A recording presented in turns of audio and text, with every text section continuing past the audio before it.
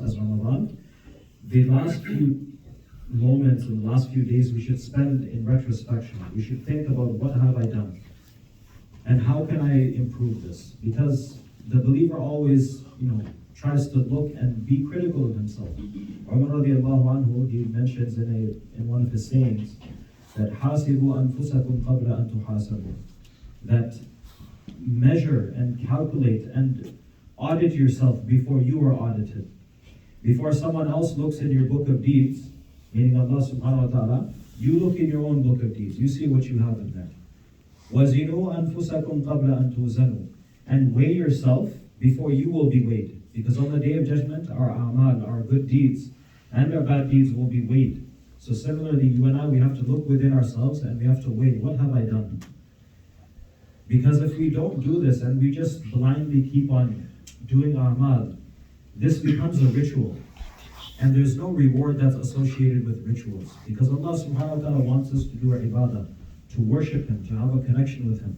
Not to just, when you stand up, your body goes on autopilot. Allah subhanahu wa ta'ala doesn't want autopilot. Leave that for Elon Musk. Right? Allah subhanahu wa ta'ala wants us to be completely concentrated and to understand what we're doing. And this is why Allah subhanahu wa ta'ala, He tells us in the Quran what we're going to get for our actions. Right? He doesn't just say, okay, do this, do this, do this. Allah mentions, okay, do this, you will get that. Do this, you will get that. You will get Jannah. So I thought in our last, unfortunately and sadly, our last little discussion, I thought we should talk a little bit about Jannah, what Allah subhanahu wa ta'ala has prepared for the believers. Because this will make us understand why I'm doing these good deeds. And this will motivate us to do it better. So the very first thing, Allah subhanahu wa ta'ala, He mentions in the Quran, that when the believing man or the believing woman is about to pass away, Allah subhanahu wa ta'ala sends special angels to this person in order to give them glad tidings. Right? Allah subhanahu wa ta'ala mentions in the Quran, تَتَنَزَّلُ عَلَيْهِمُ الْمَلَائِكَةِ, that angels descend upon them, أَلَّا تَخَافُوا وَلَا تَحْزَنُوا وَأَبْشِرُوا بِالْجَنَّةِ الَّتِي كُنْتُمْ تُوعَدُونَ, that don't be fearful, don't be scared about what is to come, because you've done your job. You've spent your life the way it's supposed to be. You've done the good deeds. You've stayed away from your desires. You've stayed away from the sins. وَلَا تَحْزَنُوا, and don't be saddened because of what you left behind. Allah subhanahu wa ta'ala will take care of your family, will take care of those people that are behind you. وَأَبْشِرُوا بِالْجَنَّةِ, and become glad and take congratulations for the Jannah that you have been promised. And then the angels continue to say, نَحْنُ أَوْلِيَاؤُكُمْ فِي الْحَيَاةِ الدُّنْيَا, that we were your protectors, we were your friends, we were your companions in the first life, meaning in the worldly life, وَفِي الْآخِرَةِ, and also in the hereafter. We will continue to be with you. So even before the person leaves this world, Allah subhanahu wa ta'ala sends these angels and they make the person's leaving this world easy.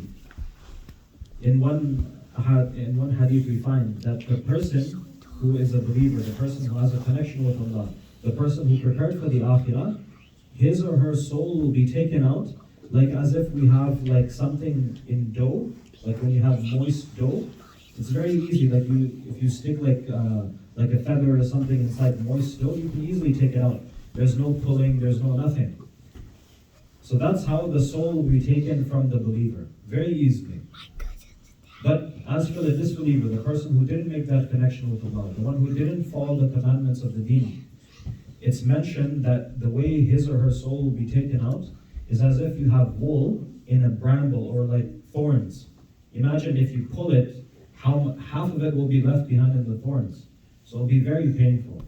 So we ask Allah subhanahu wa ta'ala to not make us one of those people.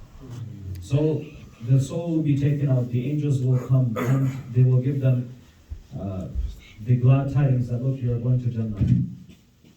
Finally, when this person is put into the grave, in the hadith it comes that two angels will come, فَيُقْعِدَانِهِ, and they will make him sit up in the grave, and they will ask him a few questions. And I'm sure we all know the questions. مَنْ رَبُّكَ, that who is your Lord? Who did you used to worship?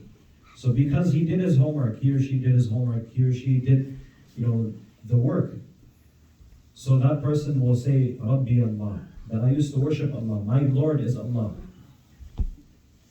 Then Allah subhanahu wa ta'ala will have these angels say that, Ma dinu, what is the religion that you used to follow? What set of principles did you used to adopt? So this person will say, Dini